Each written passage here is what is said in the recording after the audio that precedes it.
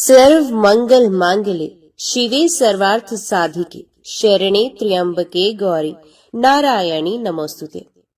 मैं कमल के आसन पर बैठी हुई महिषासुर मर्दिनी माँ भगवती महालक्ष्मी का भजन करती हूँ, जो अपने हाथों में अक्षमाला, फरसा, गदा, बाण, वज्र, पद्म, धनुष, कुंडिका, दंड, शक्ति, खड्ग, ढाल, शंख, घंटा, मधुपात्र, शूल, पाश और चक्र धारण करती हैं, तथा जिनके श्री विग्रह की कांति मूंगे के समान लाल है। मासिक दुर्गा अष्टमी का धार्मिक महत्व बहुत अधिक है। इसे विशेष रूप से उन भक्तों द्वारा मनाया जाता है जो प्रति माह माँ दुर्गा की पूजा और व्रत रखते हैं। इस दिन पूजा करने से व्यक्ति के जीवन में सुख, समृद्धि और शांति का वास होता है। ये दिन विशेष रूप से शत्रुओं को पराजित करने, रोगों से मुक्ति और समस्त दुखों से छुटकारा पाने का एकमात्र साधन है। आज के वीडियो में आप श्रवण करेंगे दुर्गा अष्टमी की पौराणिक व्रत कथा। ऋषि कहते हैं, पूर्व काल में देवताओं और असुरों में पूरे 100 वर्षों तक घोर संग्राम हुआ था। उसमें असुरों का स्वामी महिषासुर था और देवताओं का नायक इंद्र। उस युद्ध में देवताओं की सेना महाबली असुरों से परास्त हो गई। संपूर्ण देवताओं को जीतकर महिषासुर इंद्र बन बैठा। तब पराजित देवता प्रजापति ब्रह्मा जी को आगे करके उस स्थान पर गए जहाँ भगवान शंकर और भगवान विष्णु विराजमान थे। देवताओं ने महिषासुर के पराक्रम तथा अपनी पराजय का यथावत वृतांत उन दोनों देवेश्वरों से विस्तार पूर्वक कह सुनाया और वे बोले, हे भगवान, महिषासुर सूर्य, इंद्र, अग्नि, वायु, चंद्रमा, यम, वरुण तथा अन्य देवताओं के भी अधिकार छीनकर स्वयं ही सबका अधिष्ठाता बना बैठा है। उस दुरात्मा महिष ने समस्त देवताओं को स्वर्ग से निकाल दिया है। अब वे मनुष्यों की भांति पृथ्वी पर विचरते हैं। दैत्यों की ये सारी करतूत हमने आप लोगों से कह सुनाई। अब हम आपकी शरण में आए हैं, उसके वध का कोई उपाय सोचिए। इस प्रकार देवताओं के वचन सुनकर भगवान विष्णु और भगवान शिव ने दैत्यों पर बड़ा क्रोध किया। उनकी बोहें तन गई और मुंह टेढ़ा हो गया। तब अत्यंत कोप में भरे हुए चक्रपाणी श्री विष्णु के मुख से एक महान तेज प्रकट हुआ। इसी प्रकार ब्रह्मा, शंकर तथा इंद्र आदि अन्य देवताओं के शरीर से भी बड़ा भारी तेज निकला। वे सब मिलकर एक हो गया। महान तेज का वह पुंज पर्वत सा जान पड़ता था। देवताओं ने देखा, वहां उसकी ज्वालाएं संपूर्ण दिशाओं में व्याप्त हो रही थी। संपूर्ण देवताओं के शरीर से प्रकट हुए उस तेज की कहीं तुलना नहीं थी।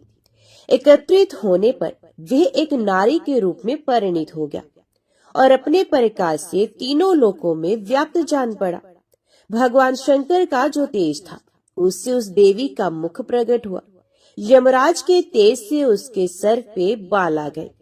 भगवान विष्णु के तेज से उसकी भुजाएं प्रकट हुई।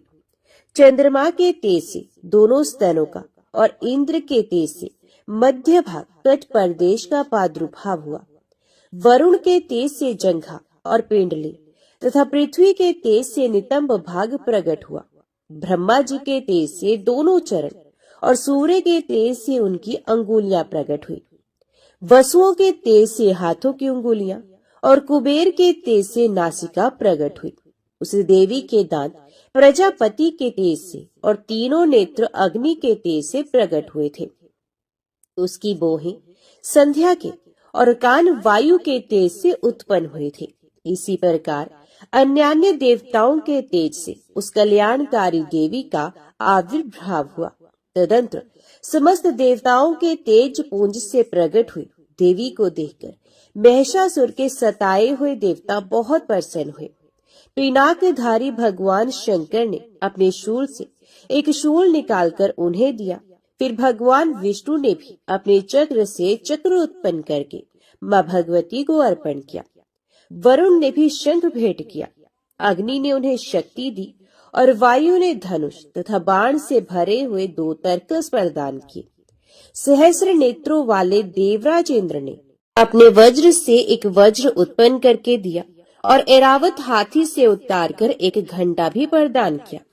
यमराज ने काल दंड से दंड, वरुण ने पाश, प्रजापति ने स्वटिक्ष की माला तथा ब्रह्मा जी ने कमंडलू भेंट किया। सूर्य ने देवी के समस्त रोमकूपों में अपनी किरणों का तेज भर दिया। काल ने उन्हें चमकती हुई ढाल और तलवार दी। क्षीर समुद्र ने उज्जवल हार तथा कभी जीर्ण न होने वाले 2 दिव्य वस्त्र भेंट किए। साथ ही उन्होंने दिव्य चूड़ामणि, 2 कुंडल, कड़े, उज्जवल अर्धचंद्र, सब बाहुओं के लिए केयूर, दोनों चरणों के लिए निर्मल नुपुर, गले की सुंदर हंसली और सब अंगुलियों में पहनने के लिए रत्नों की बनी अंगूठियां दी। विश्वकर्मा ने उन्हें अत्यंत निर्मल फरसा भेंट किया। साथ ही अनेक प्रकार के अस्त्र और अभेद्य कवच दिए। इनके सिवा मस्तक और वक्ष स्थल पर धारण करने के लिए कभी न कुम्हलाने वाले कमलों की मालाएं दी। जल्द ही ने उन्हें सुंदर कमल का फूल भेंट किया।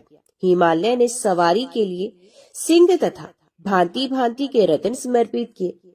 धन अध्यक्ष कुबेर ने मधु से भरा पान पात्र दिया तथा संपूर्ण नागों के राजा शेष ने, जो इस पृथ्वी को धारण करते हैं, उन्हें बहुमूल्य मणियों से विभूषित नागहार भेंट किया। इसी प्रकार अन्य देवताओं ने भी आभूषण और अस्त्र शस्त्र देकर देवी का सम्मान किया। तत्पश्चात उन्होंने बारंबार अट्टहास पूर्वक उच्च स्वर से गर्जना की। उनके भयंकर नाद से संपूर्ण आकाश गूंज उठा। देवी का वे अत्यंत उच्च स्वर से किया हुआ सिंहनाद कहीं समा न सका।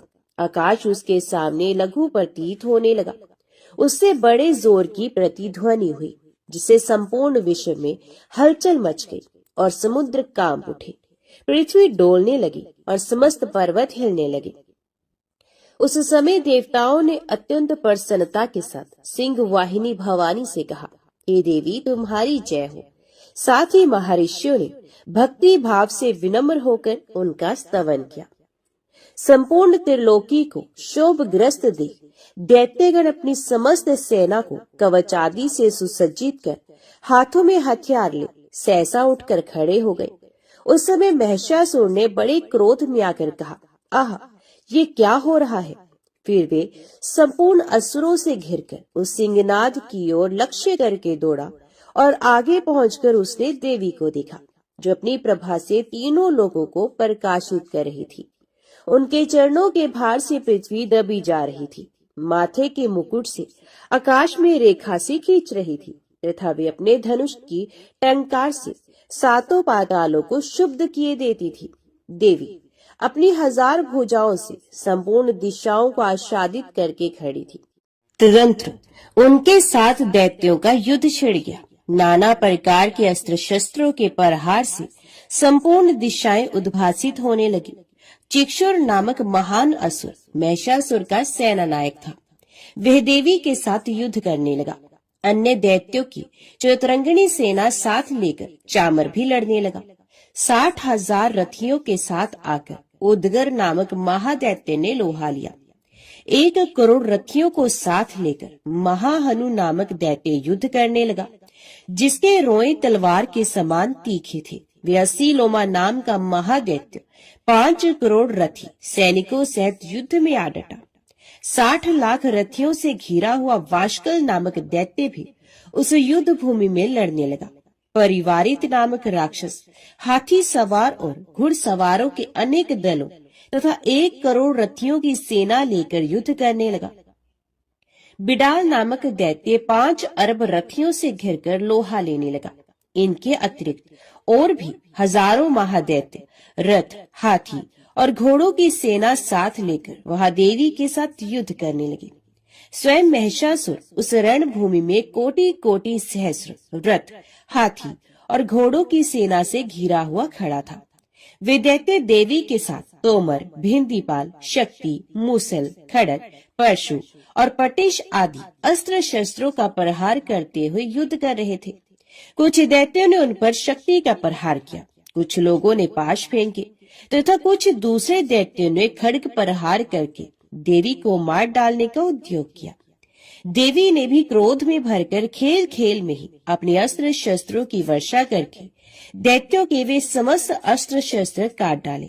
उनके मुख पर परिश्रम या थकावट का रंच मात्र भी चिन्ह नहीं था। देवता और ऋषि उनकी स्तुति कर रहे थे और वे भगवती परमेश्वरी दैत्यों के शरीरों पर अस्त्र शस्त्रों की वर्षा करती रही। देवी का वाहन वह सिंह भी क्रोध में भरकर गर्दन के बालों को हिलाता हुआ असुरों की सेना में इस प्रकार विचरने लगा, मानो वनों में दावा नल फैल रहा हो। रणभूमि में दैत्यों के साथ युद्ध करती हुई देवी अंबिका ने जितने निश्वास छोड़े वे सभी तत्काल सैकड़ों हजारों गणों के रूप में प्रकट हो गए और परशु, भेंदीपाल, खड्ग तथा पटेश आदि अस्त्रों द्वारा असुरों का सामना करने लगे। देवी की शक्ति से बड़े हुए वे गण असुरों का नाश करते हुए नगाड़ा और शंख आदि बजाने लगे। उस संग्राम महोत्सव में कितने ही गण मृदंग बजा रहे थे। तदंतर देवी ने त्रिशूल से, गदा से, शक्ति की वर्षा से और खड्ग आदि से सैकड़ों महादैत्यों का संहार कर डाला। कितनों को घंटे के भयंकर नाद से मूर्छित करके मार गिराया। बहुतेरे दैत्यों को पाश से बांधकर धरती पर घसीटा। कितने ही दैत्य उनकी तीखी तलवार की मार से दो दो टुकड़े हो गए। कितने ही गदा की चोट से घायल हो धरती पर सो गए। कितने ही मूसल की मार से अत्यंत आहत होकर रक्त वमन करने लगे। कुछ दैत्य शूल से छाती फट जाने के कारण पृथ्वी पर ढेर हो गए। उस रणांगन में बाण समूहों की वृष्टि से कितने ही असुरों की कमर टूट गई। बाज की तरह झपटने वाले देव पीड़ित दैत्यगण अपने प्राणों से हाथ धोने लगे।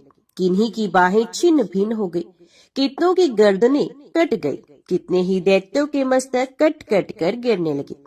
कुछ लोगों के शरीर मध्य भाग में ही विलीन हो गए। कितने ही महादैत्य जांघें कट जाने से पृथ्वी पर गिर पड़े। कितनों को ही देवी ने एक बाह, एक पैर और एक नेत्र वाला करके दो टुकड़ों में चीर डाला। कितने ही दैत्य मस्तक कट जाने पर भी गिरकर फिर उठ जाते और केवल धड़ के ही रूप में अच्छे अच्छे हथियार हाथ में देवी के साथ युद्ध करने लगते थे। दूसरे कबंध युद्ध के बाजों की लय पर नाचते थे। कितने ही बिना सर के धड़ हाथों में खड्ग, शक्ति और रिष्टि लेकर दौड़ते थे तथा दूसरे महादैत्य ठहरो ठहरो ये कहते हुए देवी को युद्ध के लिए ललकारते थे। जहाँ वे घोर संग्राम हुआ था वहाँ की धरती देवी के गिराए हुए रथ, हाथी, घोड़े और असुरों की लाशों में ऐसी पट गई थी कि वहाँ चलना फिरना असंभव हो गया था। दैत्यों की सेना में हाथी, घोड़े और असुरों के शरीरों से इतनी अधिक मात्रा में रक्तपात हुआ था कि थोड़ी ही देर में वहाँ खून की बड़ी बड़ी नदियां बहने लगी।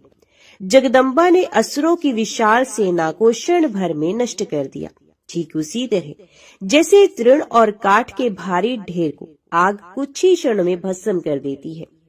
और वे सिंह भी गर्दन के बालों को हिला हिलाकर जोर जोर से गर्जना करता हुआ दैत्यों के शरीर से मानो उनके प्राण चुन लेता था।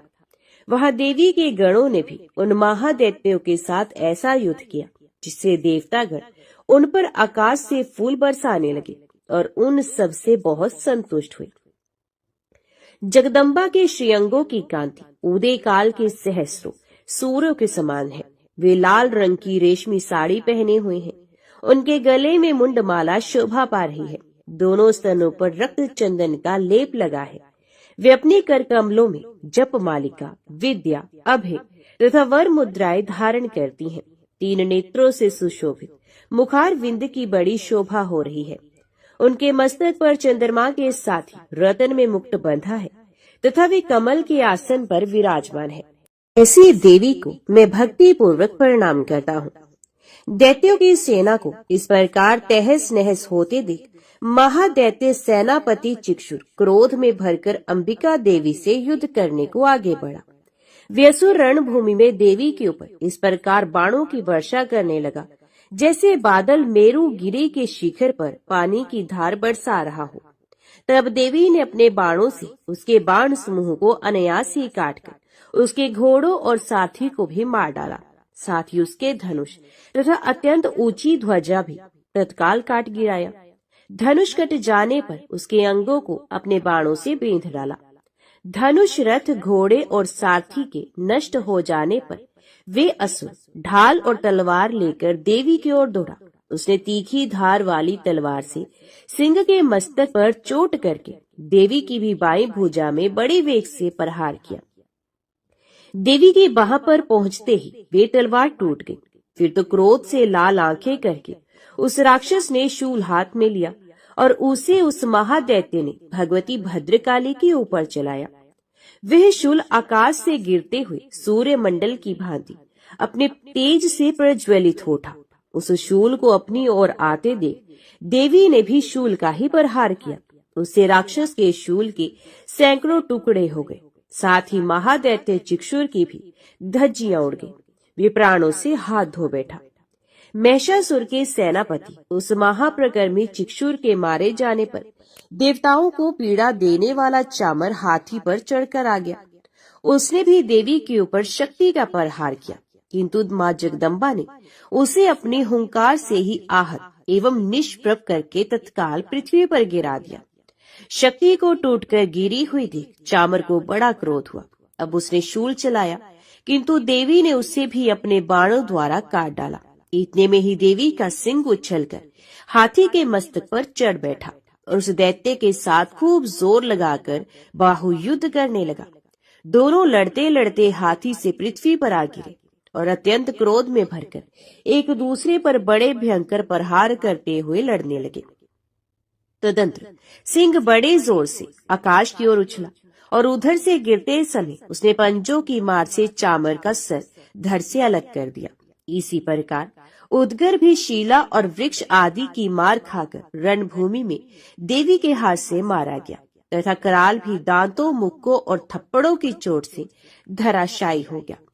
क्रोध में भरी हुई देवी ने गदा की चोट से उद्धव का चूमर निकाल दिया। विंध्यपाल से वाष्कल को तथा बाणों से ताम्र और अंधक को मौत के घाट उतार दिया।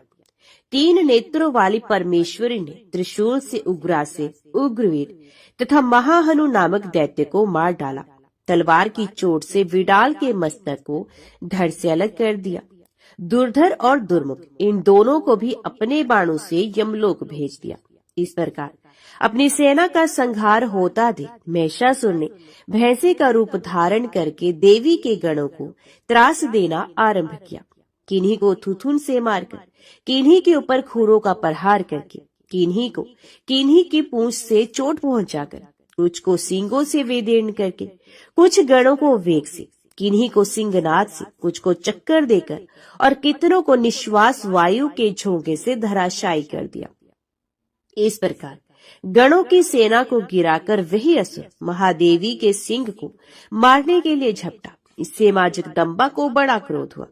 उधर महाप्रकर्मी महिषासुर भी क्रोध में भरकर धरती को खुरोद से खोदने लगा तथा अपने सींगों से ऊंचे ऊंचे पर्वतों को उठाकर फेंकने और गरजने लगा। उसके वेग से चक्कर देने के कारण पृथ्वी शुद्ध होकर फटने लगी। उसकी पूंछ से टकराकर समुद्र सबोर से धरती को डुबोने लगा। हिलते हुए सींगों के आघात से विदीर्ण होकर बादलों के टुकड़े टुकड़े हो गए। उसके श्वास की प्रचंड वायु के वेग से उड़े हुए सैकड़ों पर्वत आकाश से गिरने लगे। इस प्रकार क्रोध में भरे हुए उस महादैत्य को अपनी ओर आते देख देवी चंडिका ने उसका वध करने के लिए महान क्रोध किया। उन्होंने पाश फेंककर उस महान असुर को बांध लिया। उस महासंग्राम में बंध जाने पर उसने भैंसे का रूप त्याग दिया और तत्काल सिंह के रूप में वह प्रकट हो गया। उस अवस्था में जगदम्बा ज्यों ही उसका मस्तक काटने को उद्यत हुई, त्यों ही वे खड्गधारी पुरुष के रूप में दिखाई देने लगा। तब देवी ने तुरंत ही बाणों की वर्षा करके ढाल और तलवार के साथ उस पुरुष को भी बींध डाला। इतने में ही वे महान गजराज के रूप में परिणित हो गया तथा अपनी सूंड से देवी के विशाल सिंह को खींचने और गरजने लगा। खींचते समय देवी ने तलवार से उसकी सूंड काट डाली। तब उस महादैत्य ने पुनः भैंसे का रूप धारण कर लिया और पहले की ही भांति चराचर प्राणियों सहित तीनों लोकों को व्याकुल करने लगा। तब क्रोध में भरी हुई जगत माता चंडिका बारंबार उत्तम मधु का पान करने और लाल आंखें करके हंसने लगी। उधर वे बल और पराक्रम के मद से उन्मत्त हुआ राक्षस अपने सींगों से इस चंडी के ऊपर पर्वतों को फेंकने लगा और डकारने लगा। उस समय देवी अपने बाणों के समूहों से उसके फेंके हुए पर्वतों को चूर्ण करती हुई बोली। बोलते समय उनका मुख मधु के मद से लाल हो रहा था और वाणी लड़खड़ा रही थी। देवी ने कहा, अरे ओ मूर्ख, मैं जब तक मधु पीती हूँ तब तक तू क्षण भर के लिए खूब गरज ले। मेरे हाथ से यही तेरी मृत्यु हो जाने पर जब शीघ्र ही देवता भी गर्जना करेंगे। ऋषि कहते हैं, योग कहकर देवी उछली और महादैत्य के ऊपर चढ़ गई। फिर अपने पैर से उसे दबाकर उन्होंने शूल से उसके कंठ में आघात किया। उनके पैर से दबा होने पर भी महिषासुर अपने मुख से दूसरे रूप में बाहर आने लगा। अभी आधे शरीर से ही वे बाहर निकलने पाया था कि देवी ने अपने प्रभाव से उसे रोक दिया। आधा निकला होने पर भी वे महादैत्य देवी से युद्ध करने लगा। तब देवी ने बहुत बड़ी तलवार से उसका मस्तक काट गिराया। फिर तो हाहाकार करती हुई दैत्यों की सारी सेना भाग गई तथा संपूर्ण देवता अत्यंत प्रसन्न हो गए। देवताओं ने दिव्य महर्षियों के साथ दुर्गा देवी का स्तवन किया। गंधर्वराज गान करने लगे तथा अप्सराएं नृत्य करने लगी। सिद्धि की इच्छा रखने वाले पुरुष जिनकी सेवा करते हैं तथा देवता जिन्हें सब ओर से घेरे रहते हैं, उन जया नाम वाली दुर्गा देवी का ध्यान करें। उनके श्रीअंगों की आभा काले मेघ के समान श्याम है। अपने कटाक्षों से शत्रु समूह को भय प्रदान करती है। उनके मस्तक पर आबद्ध चंद्रमा की रेखा शोभा पाती है। वे अपने हाथों में शंख, चक्र, कृपाण और त्रिशूल धारण करती हैं। उनके 3 नेत्र हैं। वे सिंह के कंधे पर चढ़ी हुई हैं और अपने तेज से तीनों लोगों को परिपूर्ण कर रही हैं। अत्यंत पराक्रमी दुरात्मा महिषासुर तथा उसकी दैत्य सेना की देवी के हाथ से मारे जाने पर इंद्र आदि देवता प्रणाम के लिए गर्दन तथा कंधे झुकाकर उन देवी भगवती दुर्गा का उत्तम वचनों द्वारा स्तवन करने लगे। उस समय उनके सुंदर अंगों में अत्यंत हर्ष के कारण रोमांच हो आया था। देवता बोले, संपूर्ण देवताओं की शक्ति का समुदाय ही जिनका स्वरूप है तथा जिन देवी ने अपनी शक्ति से संपूर्ण जगत को व्याप्त कर रखा है, समस्त देवताओं और महर्षियों की पूजनीय जगदम्बा को हम भक्ति पूर्वक नमस्कार करते हैं। वे हम लोगों का कल्याण करें। जिनके अनुपम प्रभाव और बल का वर्णन करने में भगवान शेषनाग और ब्रह्मा जी तथा महादेव जी भी समर्थ नहीं है। ये भगवती चंडिका संपूर्ण जगत का पालन एवं अशुभ भय का नाश करने का विचार करें। जो पुण्य आत्माओं के घरों में स्वयं ही लक्ष्मी रूप से, पापियों के यहाँ दरिद्रता रूप से, शुद्ध अंतकरण वाले पुरुषों के हृदय में बुद्धि रूप से, सत्पुरुषों में श्रद्धा रूप से तथा कुलीन मनुष्य में लज्जा रूप से निवास करती हैं, उन आप भगवती दुर्गा को हम नमस्कार करते हैं। देवी, संपूर्ण विश्व का पालन कीजिए। देवी, आपके इन अचिंत्य रूप का, असुरों का नाश करने वाले भारी पराक्रम का तथा समस्त देवताओं और दैत्यों के समक्ष युद्ध में प्रकट किए हुए आपके अद्भुत चरित्रों का हम किस प्रकार वर्णन करें। अब संपूर्ण जगत की उत्पत्ति में कारण है। आप में सत्वगुण, रजोगुण और तमोगुण, ये तीनों गुण मौजूद हैं, तो भी दोषों के साथ आपका संसर्ग नहीं जान पड़ता। भगवान विष्णु और महादेव जी आदि देवता भी आपका पार नहीं पाते। आप ही सबका आश्रय है। ये समस्त जगत आपका अंशभूत है, क्योंकि आप सबकी आदिभूत अव्याकृता प्राप्त करती हैं। देवी, संपूर्ण यज्ञों में जिसके उच्चारण से सब देवता तृप्ति लाभ करते हैं, वे स्वाहा आप ही है। इसके अतिरिक्त आप पितरों की भी तृप्ति का कारण है। अतएव सब लोग आपको स्वधा भी कहते हैं। देवी, जो मोक्ष की प्राप्ति का साधन है, अचिंत्य महाव्रत स्वरूपा है, समस्त दोषों से रहित जितेंद्रिय तत्व को ही सार वस्तु मानने वाले तथा मोक्ष की अभिलाषा रखने वाले मुनिजन जिसका अभ्यास करते हैं, वे भगवती परा विद्या आप ही है। आप शब्द स्वरूपा है। अत्यंत निर्मल ऋग्वेद, यजुर्वेद तथा उद्गीत के मनोहर पदों के पाठ से युक्त सामवेद का भी आधार आप ही है। आप देवी, त्रय, तीनों वेद और भगवती 6 ऐश्वर्यों से युक्त है। इस विश्व की उत्पत्ति एवं पालन के लिए आप ही वार्ता, खेती एवं आजीविका के रूप में प्रकट हुई हैं। आप संपूर्ण जगत की घोर पीड़ा का नाश करने वाली है देवी, जिसे समस्त शास्त्रों के सार का ज्ञान होता है। वे मेधा शक्ति आप ही है। दुर्गम भवसागर से पार उतारने वाली नौका रूप दुर्गा देवी भी आप ही है। आपकी कहीं भी आसक्ति नहीं है। कैटव के शत्रु भगवान विष्णु के वक्षस्थल में एकमात्र निवास करने वाली भगवती लक्ष्मी तथा भगवान चंद्रशेखर द्वारा सम्मानित देवी गौरी भी आप ही है। आपका मुख मंद मुस्कान से सुशोभित, निर्मल, पूर्ण चंद्रमा के बिंब का अनुकरण करने वाला और उत्तम स्वर्ण की मनोहर कांति से कमनीय है। तो भी उसे देखकर महिषासुर को क्रोध हुआ और सहसा उसने उस पर प्रहार कर दिया। ये बड़े आश्चर्य की बात है देवी। वही मुख जब क्रोध से युक्त होने पर उदय काल के चंद्रमा की भांति लाल और तनी हुई बोहों के कारण विकराल हो उठा, तब उसे देखकर जो महिषासुर के प्राण तुरंत नहीं निकल गए, वे उससे भी बढ़कर आश्चर्य की बात है। क्योंकि क्रोध में भरे हुए यमराज को देखकर भला कौन जीवित रह सकता है। देवी, आप प्रसन्न हो। परमात्मा स्वरूप आपके प्रसन्न होने पर जगत का भी उदय होता है और क्रोध में भर जाने पर आप तत्काल ही कितने कुलों का सर्वनाश कर डालती हैं। ये बात अभी अनुभव में आई है, क्योंकि महिषासुर की ये विशाल सेना क्षण भर में आपके कोप से नष्ट हो गई है। सदा अभी उदय प्रदान करने वाली आप जिन पर प्रसन्न रहती हैं, वही देश में सम्मानित है। उन्हीं को धन और यश की प्राप्ति होती है। उन्हीं का धर्म कभी शिथिल नहीं होता तथा वे ही अपने रिष्ट पुष्ट स्त्री पुत्र और भृत्यों के साथ धन्य माने जाते हैं। देवी, आपकी ही कृपा से पुण्य आत्मा पुरुष प्रतिदिन अत्यंत श्रद्धा पूर्वक सदा सब प्रकार के धर्म अनुकूल कर्म करता है और उसके प्रभाव से स्वर्गलोक में जाता है। इसलिए आप तीनों लोकों में निश्चय ही मनोवांछित फल देने वाली है।